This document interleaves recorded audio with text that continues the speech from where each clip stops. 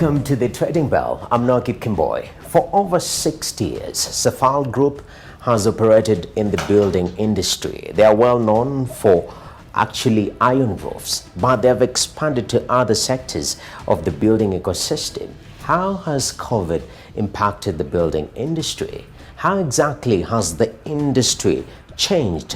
And what is the future of this particular industry? I'll be having a chat with Safal Group CEO Anders Lindgren. Before we do much, let's take a look at his profile, shall we? Anders Lindgren is the Chief Executive Officer of Safal Group. He's a seasoned managing director with over 30 years' experience within the fields of international sales, marketing, and general management. He has an extensive experience both from B2B and B2C relations, and his career spans across Europe, Middle East, India, and Africa. Prior to joining Safal Group, he was the MD of Tetra Pak Egypt and cluster head sales for GMEA, Middle East, Africa, Turkey, Pakistan, and Iran. He has been managing multiple products from equipment, services, and consumables to large manufacturing units with full P&L responsibility. As a member of several global steering groups and boards, he has been driving many different initiatives and projects. Through this, he has extensive and broad business understanding. Anders holds a bachelor's degree in business administration, specializing in economics from International Marketing University of Lund, Sweden. Thank you very much, sir, for joining us. Thank you. Anders Lindgren, CEO Safal Group. 60 years, that is quite a long time actually to operate. And in the 60 years, we haven't had a pandemic until recently. So paint for us a picture. How was business pre-COVID-19 and how did it transition during the pandemic period? Well, as I understand, of course, over a 60-year period, there's a lot of things that happen in industry. You know, when this industry started, basically, the company only took in and galvanized sheets initially, so that's many, many years ago. And then, of course, it's a long journey on how you go from, doing the traditional roofing to go into more other products, you add more value, you drive more solutions and so forth over time. I only came into the company close to 3 years ago now. And I think we had a journey where we really start to look more at how can we add more value into the business, more solution selling, more prefabricated solution. I think we had started that journey. Then unfortunately, the COVID came in and abrupted it all for us. And I think one other thing that happened during the COVID period is that we set back on a lot of these things. We couldn't do it the way that we planned. So of course we're a little bit behind then in our plans. So up to then, I think everything was very normal, and of course after that, as we know, it's been very disruptive. We've been trying to manage as good as we can. Of course, you always set the people first to try to really safeguard people. Unfortunately, we have had losses, and we have some people passing away. So of course, you're never 100% satisfied with whatever you do in that situation. Then the other one is, of course, to manage your operations, manage your costing, manage overall how you operate in the company. And in April, I think most companies actually stood still in Kenya and in many, many parts of the world. Definitely. Quite a disruptive move we've seen across the world. In the construction sector, looking at what the pandemic started, for some people, it was the perfect time to build if you had been saving. And even some data in the local scene in Kenya, we're seeing sort of recovery in the construction sector was pretty quick. Yeah. Was it also for you as part of this particular sector in terms of recovery? Yeah, no, we sat down as a group management team. We looked at what can possibly happen. We did that in March, April. We did a contingency planning where we actually thought we would drop 35-40% in volume, and we planned according to that. Fortunately, that never happened. We only had the drop in April, actually quite quickly, as you said. After that, actually, industry came back. We think that one of the reasons, of course, a lot of the people, they went on the countryside. Maybe the wife told them, you better fix the roofing now. So, we had a lot of roofing going out, probably for repair and fixing. Of course, the project side of the business dropped, quite quickly. But after that stop in April, we were back to fairly normal level, So we probably were maybe 8-10% below in volume for the year. On the other hand, due to a bit of lack of the steel in the market, we still managed quite well overall in because we had some still, so we managed quite well over the period. Definitely, and operations across 8 countries. Was this sort of uniform across these countries, or do we see variabilities based on location? Well, at that point of time, it was quite similar across, but of course after then we had these flare-ups of the virus coming and going in many places. I mean, South Africa was the one initially quite badly hit, and there we have had more lockdowns than we have had in other places, and unfortunately more people that have had we've had issues with people as well, unfortunately. So it has varied between, and we also, of course, Tanzania was for some time not really recognizing the issues, so it has been different across. But I think we have, we took the time, we planned, we put proper guidelines in place. We really worked with day to day on how to manage operation. For example, instead of having monthly management teams, we had weekly management team meetings to really follow up and see how we could, and we were in very, very close coordination, of course, with all the different entities in the group. Yeah, that's very critical. You mentioned earlier the vaccination bit is very critical when you talk about recovery. And for us, it's not been quite smooth. Overall speaking about Africa compared to the rest of the world, our vaccination rates are a little bit slower. And the discussion has been the private sector. What is the role of private sector to boost these numbers of vaccination? What do you think the role of private sector is? Well, I think, for us as a company, very often I think that when it comes to even what happened during the pandemic and well, what still is happening, but you have to manage yourself. You can't rely on the government to do everything for you, so you have to manage things. I think now one of the biggest challenges we clearly have in the group is that we need to increase the vaccination levels across. So we have a very hard drive on that right now, and actually, especially as we're sitting right now, we will make sure that we, for example, in our operation in Mombasa, outside Mombasa, we will bus people into hospitals to make sure that they get vaccinated. I think the vaccination is the critical path for us to be able to reduce infections in the group, and I think we all know that. Yeah, definitely. That is quite critical. Discussions when you talk about Safal Group, the first thing that comes to mind, as you noted earlier on, the wife says, fix the roof.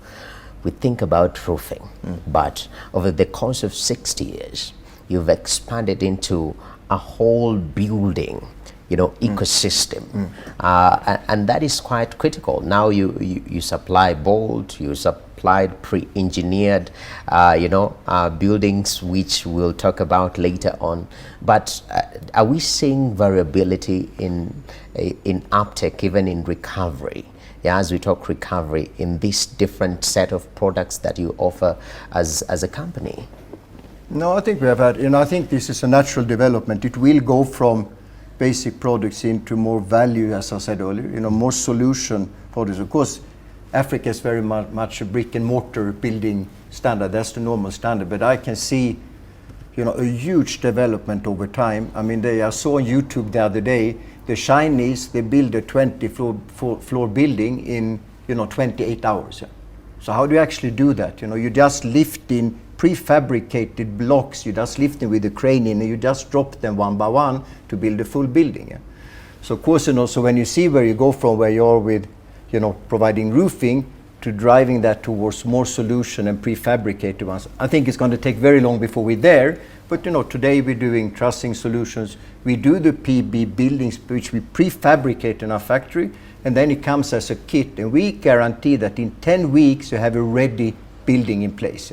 If that is for manufacturing, if it is for schools, if it is, we did a hospital in Tigoni where we did, for example, that, or if it is for economic housing or whatever that would be for. But that I think is a future concept. If you think about it, when you build a building in a city with traffic and congestion and people, it becomes very complicated. If you instead can come in with ready modules, it simplifies that whole process a lot.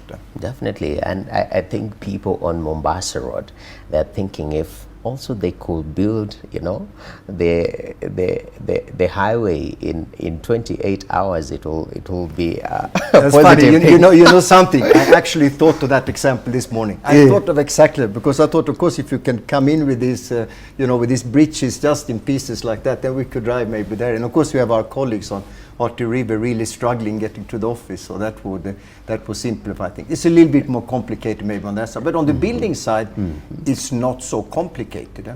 You know, to prefabricate things that you actually can put together, it's easy to do, and it offers a lot of value. I think one of the things we have here when you compare brick and mortar with steel is that people have this perception that the steel wall is not as strong as a brick wall. But I tell you put someone with a sledgehammer try to go through a steel wall, I tell you it's much more difficult than a brick wall. So I think, you know, these are also perceptions you need to change.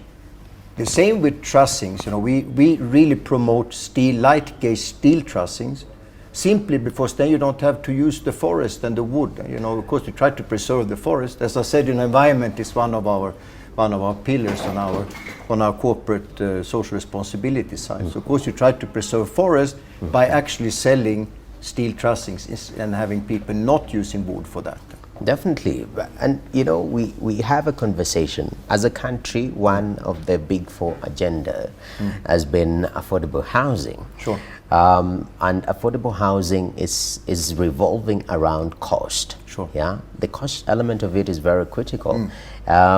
Looking at the industry that you're in, which is basically, you know, you're building a house or a structure. Sure. I mean, how achievable is this dream? What needs to happen? Is it too expensive? Is steel an alternative solution that we can bank on to boost this agenda of affordable housing? I think over time, yes. I think it's very, very difficult to compete with the lowest cost of building. Yeah, but I think we say we can do economic building, which I think is a high quality alternative that I think can for sure play a role in driving this low cost housing development forward, for sure.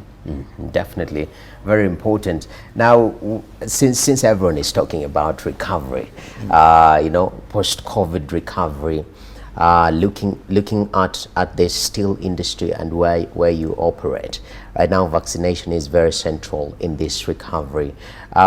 Where are we going? Because it also seems very, very unpredictable. We are seeing different strains coming up, which tends to create that, you know, an uneven ground moving forward. How do you foresee the industry moving forward? Well, I think it's, as I said earlier, I think it you know, there will be more value, more of these modular solutions. We also took, of course, the time, you know, when we were during the pandemic time and lockdowns, you know, we looked then at how do we manage to, you know, come back to the type of projects that we had to really drive the growth in the market, you know, as quickly as possible. So when we saw that things looks a bit better than we thought, we immediately start to engage again in these initiatives. Yeah? So for example, we set up an e-commerce platform. We took that opportunity to that. We started to work with solar solution. We started to work with, you know, we have today panels that can be used for cold rooms. I think it's a huge opportunity in the future for, if you look at horticulture, agriculture, you look at restaurants and places to be able to have locally produced cold rooms to cater to these, you know, these demands in the market. So we quickly try to do all these things so that we actually could get up to speed. As I said, we lost some time for sure, but I think we have a lot of things in our pipeline going forward. Solar is very interesting. We work with two different solar. One is more the industrial on existing building. The other one is something that can fit these prefabricated buildings, so we can have, you know, if it's a light in there or whatever people would need in these type of buildings. So you actually can have solutions which have, maybe they have panels for insulation, they have solar, and, you know, what not in the future.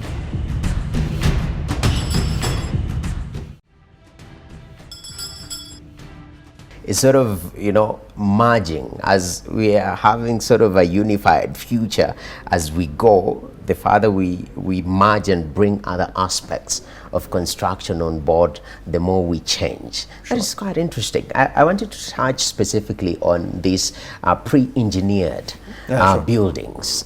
You opened a farm, was it last year? First of all, it was amidst COVID. Yeah. Everyone was like, hey, these guys are opening a farm amidst COVID, they must be doing really well. But it was for prefabricated building or pre-engineered building, the correct term. So far, how has that product been performing? It performs well, but I mean today we invest quite a lot. We invest in people. I mean one of the things when you do all these things, the most important thing always becomes people, yeah. Because you have to make sure that you develop your skill set and develop the knowledge for people so that we can manage all these things. Yeah. So we managed to put the organization in place. We've been training a lot of people. We've gone to market. We have rolled it out commercially. The uptake has been good. We have a very long pipeline today on buildings. Let's see how much of that crystallizes in the end. But we have a long pipeline. I think the demand is there. Initially, what you need to do, you need to create your places to show, so you can showcase buildings to others, so they really see that it works and what it looks like, and that we can hold our promises on time. When we say that we basically can do this in 3-month time, people are used to construction people promising a lot, and a year later the building is still not there. We can do it within that time frame. So I think it will accelerate a lot over time. I think we also have to listen to the market on what they want, because we have today, we have standard solutions for example, for schools, for smaller manufacturing, for some warehousing like that can be very quick to roll out. And then over time, maybe we want to take our software and maybe then franchise that out in the market, so we have many people that actually can engage in this type of business.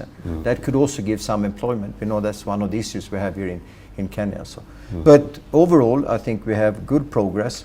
We have a good solution, and I think so far the people that have actually bought building has been pleased with the quality and what we've been able to deliver. Yeah, that is quite interesting to note. In fact, I was having a chat and looking what you've done. You put up a hospital in 3 months. Yeah. Talk to me about that. That must be quite interesting. Yeah, you see, we want, of course, during COVID, you want to support as much as you can in different areas. So we went to the COVID, this emergency fund, to the government and said, where do you want support from us? And they actually directed us to Kiambu County and the Tigoni Hospital because they needed more beds. So we basically did that building with about 100 isolation beds in that hospital, and that we did over, as you said, over a 3-month period.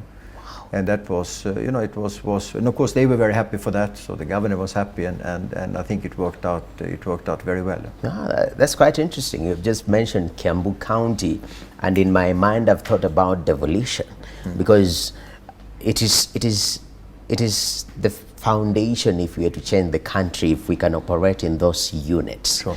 I know that you're directed to Kiambu County, but looking at places like Turkana, spaces like Moyale, is there an intentional move? Are we seeing interest, over such products where you can put up quick solutions for the people? Well, I don't think so far we haven't seen it's been mainly from the, it starts with industrial players. I think there's been, most of the ones we put up so far has been for warehousing. I think it will also come for smaller manufacturing. I think over time the interesting thought is, of course, when you just look out the window and take a big building, if you go to Europe or the US, very often even these big buildings are constructed with steel. But of course here they're not. So I think over time there will be a higher acceptance for steel buildings overall, where it's not only the roofing, it's the cladding, it's the frames, and it's the complete building. So I think this is a journey. So I think the reason why they haven't come back yet, I'm sure the need is there, but it's probably also awareness and understanding of solutions, which we need then to communicate out further than probably what we've done so far. Yeah, definitely. And earlier on you touched on the cost element of it. Which is quite interesting, because steel, we have to import it locally, so that also impacts on the cost of it. But overall, looking at the overall business environment that we are in as a country, I know as a group you're in 8 countries. How would you gauge the operational environment, and is there something that could be done to better that? Well, I think first of all, we need you see, we're not paying duties today on the steel we take in, and I think the reason is, we need to make sure we have an even playing field with, for example, the Chinese today. We know they are, they're very low cost producers, and also, the different way of subsidizing in industries, we know that. So we need to create that, even playing field, I think, for any industry in Africa to be able to manage. The other one is, of course, the cooperation between the countries, which I think is extremely important. I mean, I hope that we can see, an outcome of the, the continental African trade agreement over time, for example, that actually can help, African countries to trade together, because we see quite a few issues sometimes between the countries, which is very unfortunate. Mm-hmm. And of course, that agreement can, of course, also help the outside people to start to invest, because we need more foreign investments into Africa overall, so that can also help. So I think it's mainly to create that even playing field, and the other one I think is really the cooperation between the countries, so we open up borders. And we see now with Tanzania very positive, a lot of opening up, which has made it easy for us as well. Definitely. How you've mentioned Africa Continental Free Trade Agreement and creating that area it will make this market one of the biggest trading blocks, and give us sort of a bargaining chip also in the global market. And also this non-tariff barriers, you say they are really hurting businesses. Well, let's hope we finalize and we have that synergy. But as we finish up, I'm a huge lover of art. Okay, art is life. Okay, me too. Okay. I love art too. Yeah, I wish we could do a song together, but it's not possible because we both can't sing, even to save our lives. But coming here, I've seen very beautiful photos, and I was like, okay, what's happening here? I was expecting a lot of steel, but the photos stole, the show. Supporting art and the culture of art as a group. What are you guys doing in that regard, which is quite interesting, especially touching on photography? No, you see, we have this Eye in the Wild competition where we want to bring, people's attention of, the environment, the beauties of Africa, and also to help and sponsor, photographers, which, photography is not easy for them sometimes to sustain, so we also help them. So where we have the Eye in the Wild as a competition, we do it yearly. This one the theme was water. This year we're going to do landscape, so we're going to have another theme, and we do that regularly. Unfortunately, we couldn't do it last year. But of course, then it's nice to showcase, things in the office. And also I want to see, always I say, we don't want abstract things, we want to see people in the company on the walls and like that. That's nice also to create a bit feeling. We're still sitting in a group management office. We want to feel the connection, of course, to the different entities we have in the group. That's definitely. What percentage of your workforce was working from home? Because I know manufacturing, it's very hands-on. You have to be there. Maybe on the management level, have we seen a transformation in the work culture and the way we used to do work pre-COVID-19? Now it's different? Yeah, I think it is. I think it actually has been. I think it really, the whole industry, I think it's the global industry actually started to think in a slightly different way about many things, because when you're forced to think about what you actually can change, you start to change. When you're not forced, people maybe don't. So I think the whole way of working more, virtual, which in many cases work. I normally say it works well, providing that you know the person on the other side. If you don't know the person, it's quite difficult. But if you are like a team that knows each other, I think it works very well. I think the other one is clearly on efficiencies, because I think a lot of companies are forced to really look at how they could operate more efficiently when they actually saw more strain on the cash in the business. So then people put a lot of efforts into efficiency, which I think is today we also see a lot of companies still showing surprisingly good results despite going through this pandemic. Definitely. Wow. Anders, we can speak here for days, but we only have close to 30 minutes. So thank you very much for your time. Thank you. And as the building industry, you offer building solutions. Let it grow and let us see that, dripping down even to more affordable solutions for, the masses that we have across the continent. Thank you very much for your time, sir. Thank you so much. Thank you. All right. So there you have it. It's not only about the roofs.